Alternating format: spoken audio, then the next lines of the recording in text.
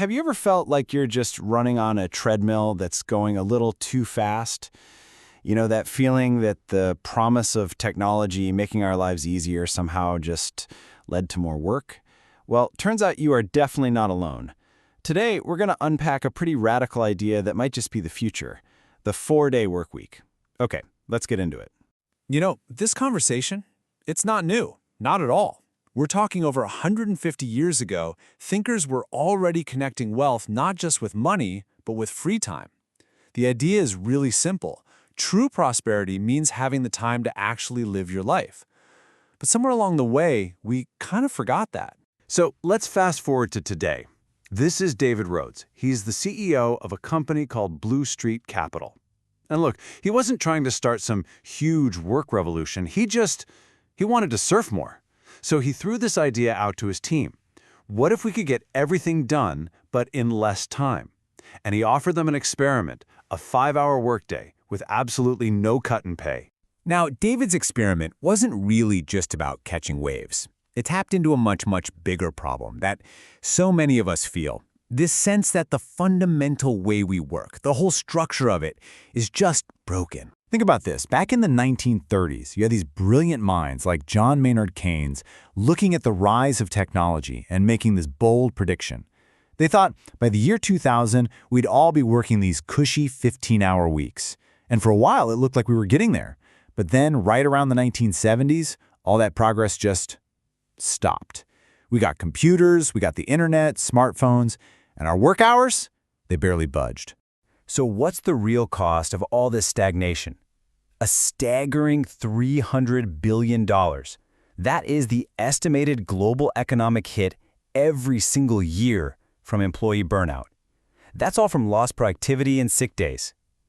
We are literally working ourselves sick, and it's costing everyone. And this isn't just about one type of job either. The data shows this is a huge, widespread problem. I mean, whether you're coding in tech, dreaming up campaigns in advertising, or serving customers in a restaurant, burnout has become systemic. It's just baked right into the culture of our most demanding industries. Just let that sink in for a second. A professor at Stanford's Business School is arguing that the way our work is designed is as dangerous to our health as smoking. This isn't about working hard anymore. It's about whether our jobs are fundamentally hazardous to our well-being. And what that tells us is, this system doesn't just need a patch, it needs a total redesign. So, if the old model is broken, what's the alternative? Well, a few pioneering leaders decided to just stop trying to fix the old system and instead build a new one from the ground up. So let's meet Bong-Jin Kim. He's the CEO of Woowa Brothers, a massive tech company in South Korea, a country known for its incredibly long work hours. But his background was in design. And he looked at his company's culture of burnout and thought, you know what? This is a design problem. He actually believed he could design a better way for people to work. And this is the tool he used, design thinking. It's a framework that was born in Silicon Valley to create things like the first Apple mouse, super user-friendly products. But Bong-Jin Kim had this brilliant realization. You can apply it not just to things, but to systems, like the workday itself. The process itself is actually pretty logical. You start by framing the real problem. It isn't that people are lazy, it's that the system is inefficient. You get inspired by really understanding your users, in this case, your employees. Then you ideate, you prototype, and you test new ways of working. And finally, you share what you've learned. It turns the 4-day week from a simple perk into a really deliberate business strategy. Okay, I know what you're probably thinking. This all sounds great in theory, but how does it actually work in practice? I mean, how do you get 5 days of work done in just 4? Right? This is the million-dollar question. And the answer isn't about working faster, like some kind of machine. It's about eliminating all the work that just doesn't matter. The solution is in a complete redesign of the day. I mean, think about it. Meetings are a huge time sink, right? So companies like IAH Nordic just cut them from an hour down to 20 minutes.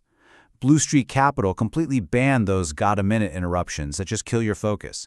They leaned on technology to automate boring, tedious tasks. And maybe most important, they created a culture where leaving on time is celebrated, not judged. This is the other big hurdle, isn't it?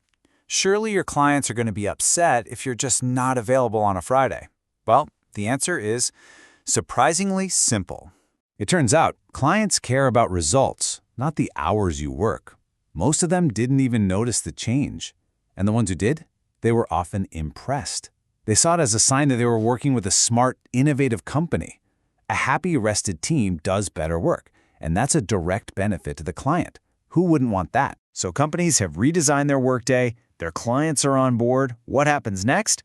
Well, the results aren't just positive, they are honestly transformative. Okay, take Pursuit Marketing. It's a call center in Glasgow, an industry that is notorious for burnout. Before, they had super high turnover, totally stressed out staff. After switching to a 4-day week, get this, their employee retention rate shot up to an incredible 98%. This is the business case right here. Their results didn't just stay the same, they actually got better. And what about Bongjin Kim's company back in South Korea?